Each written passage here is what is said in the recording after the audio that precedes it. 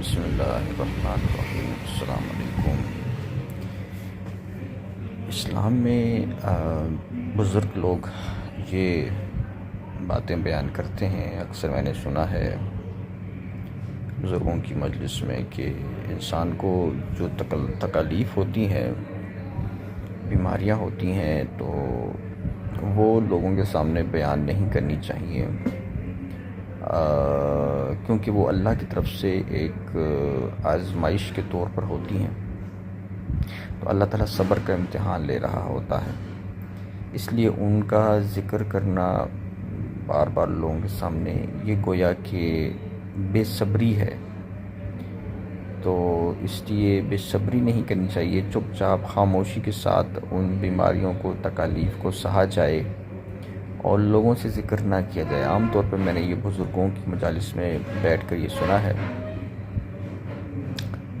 لیکن آج میں یہ بات بیان کرنا چاہتا ہوں کہ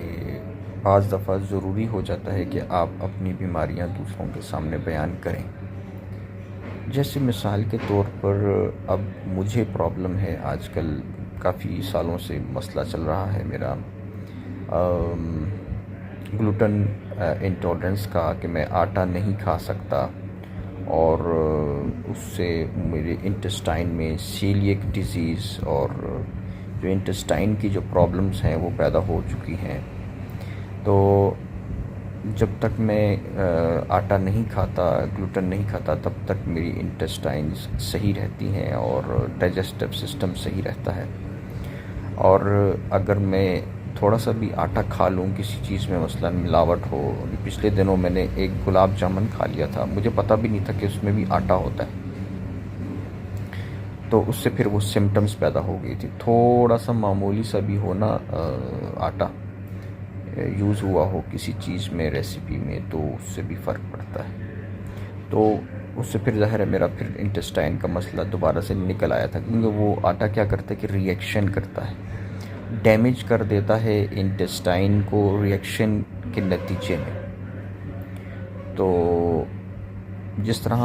آپ نے اکثر سنا ہوگا کہ زہر جو ہوتا ہے تھوڑا سا معمولی سا ہوتا ہے، ایک قطرہ زہر بھی اگر کوئی کھا لے تو اس سے وہ موت واقع ہو جاتی ہے، تو قطرہ زہر بھی کتنا خطرناک ہوتا ہے۔ اسی طرح جس کو گلوٹن پرابلم ہوتا ہے نا، تو اس کے لیے ایک ذرہ سا تھوڑا سا معمولی سا آٹا جو ہوتا ہے نا، ایک چٹکی آٹا بھی اس کے لیے سمجھ لو کہ زہر کا کام کرتا ہے اور اس کی انٹسٹائن کو ڈیمیج کر دیتا ہے۔ تو میرے ساتھ یہی معاملہ ہوتا ہے، اور اس سے پھر ہوتا کیا ہے، جب ڈیمیج ہو جاتی ہے نا میری انٹسٹائن، تو میرا جو موڈ ہے نا، موڈ مزاج ہے، وہ ڈسٹرب ہو جاتا ہے، مجھ سے بعض دفعہ بولا نہیں جاتا، بات نہیں کی جاتی،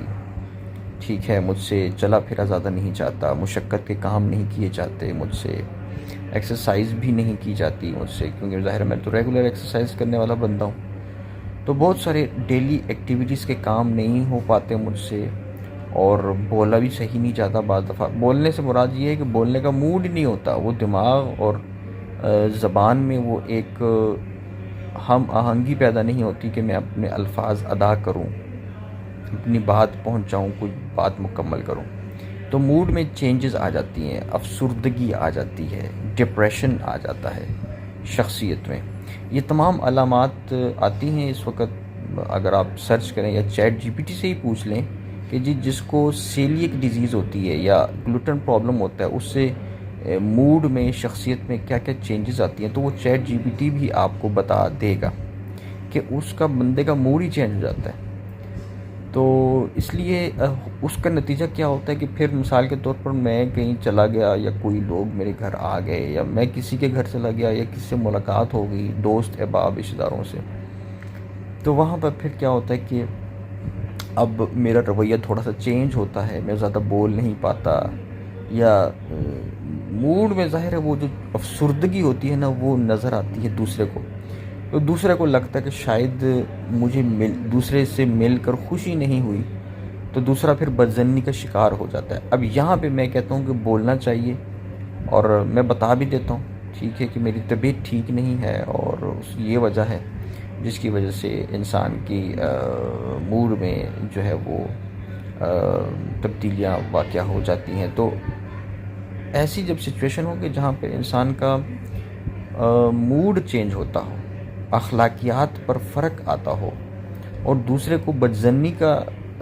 لگنے کا اندیشہ ہو کہ دوسرا تو بدظنی کرے گا کہ بھئی دیکھو مجھ سے تو صحیح طرح ملاقات نہیں کی، یا مجھ سے صحیح طرح بات نہیں کی، یا میری بات کا صحیح طرح جواب نہیں دیا. تو اس لیے دوسرا جب بدظنی کا شکار ہو سکتا ہے، اس لیے اس کو سمجھا دینا چاہیے کہ بھائی صاحب معاملہ یہ ہے، دراصل میں تو بیماری میں سے گزر رہا ہوں، اور اس لیے اگر کوئی میری بات میں آپ کو یا میرے رویے میں تھوڑا سا آپ کو کچھ ایسا ویسا اونچ نیچ نظر آئے تو معذرت چاہتا ہوں، کیونکہ بیماری کا مسئلہ ہے.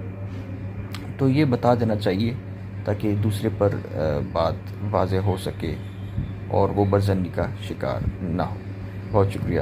السلام علیکم.